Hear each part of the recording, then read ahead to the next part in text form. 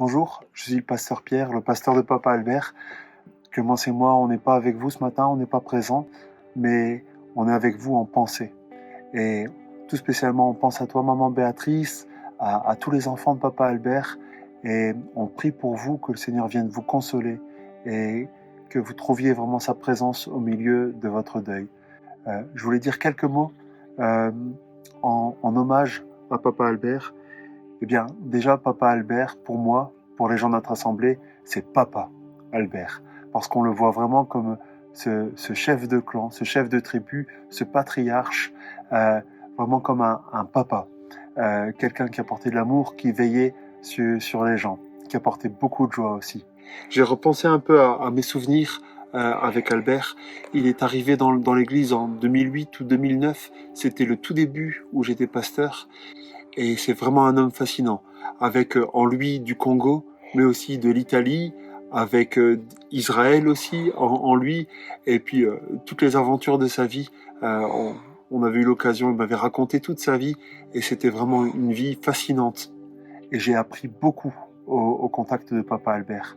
Quand on a un bien-aimé, un proche qui décède, qui rejoint le Seigneur, je crois que c'est une question importante à se poser. Seigneur, qu'est-ce que tu m'as apporté à travers cette personne? Et en pensant à Papa Albert, il y a plusieurs choses qui me reviennent à l'esprit.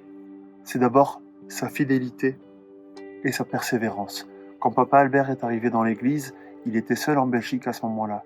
Et avec lui, on a prié avec fidélité pour que sa famille puisse le rejoindre en Belgique. Et je l'ai vraiment vu persévérant en priant pour que sa famille puisse le rejoindre, jusqu'à ce que maman Béatrice et les enfants soient là.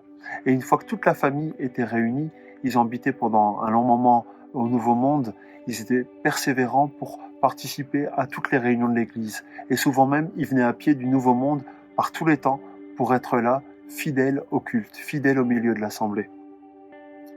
Papa Albert m'a aussi appris la serviabilité. J'ai vraiment vu un homme serviable, qui était toujours partant pour les projets. Papa Albert était diacre dans son église au Congo. Dans notre assemblée, il a participé au groupe d'évangélisation comme un fidèle évangéliste. Il était là pour tous les gospel rap. Il a participé au voyage missionnaire en Roumanie. Il était là aussi pour le groupe de maison à Dautigny. Plusieurs fois même, on s'est réunis dans sa maison. Et même il nous a apporté la parole. Et c'est vraiment des souvenirs merveilleux où la serviabilité de Papa Albert s'est particulièrement illustrée. C'était un homme gentil et bienveillant. Et je repense toujours avec énormément de reconnaissance à la gentillesse de Papa Albert avec moi. J'étais bien plus jeune que lui, il avait l'âge d'être mon papa, d'être un tonton, un grand frère, mais chaque fois qu'il me voyait, il m'appelait pasteur, avec énormément de respect dans les yeux.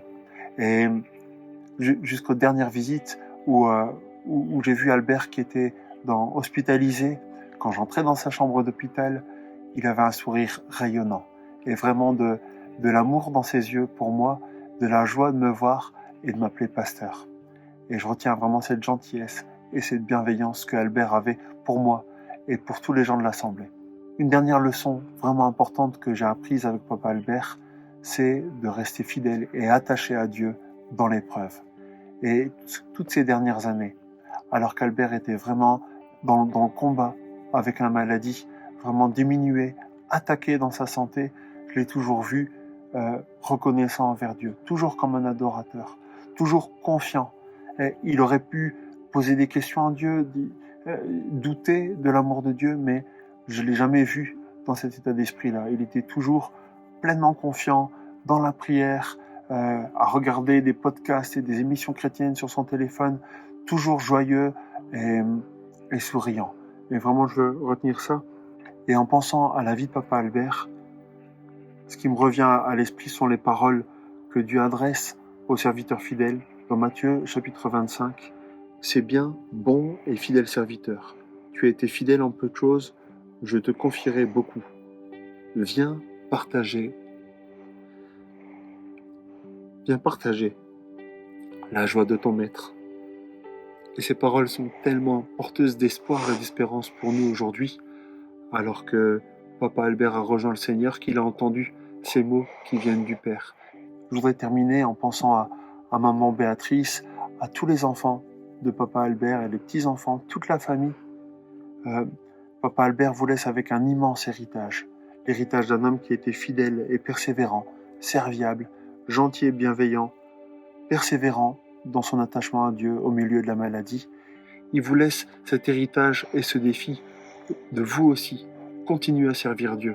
Continuez à l'aimer de toutes vos forces. Continuez à avoir confiance en lui, quelles que soient les épreuves, quelles que soient les difficultés. Restez fidèles, continuez à participer aux réunions de votre Église. Servez Dieu au milieu de l'Assemblée. C'est le meilleur témoignage et le meilleur hommage qu'on peut rendre à Papa Albert. Je pense à vous avec Clémence.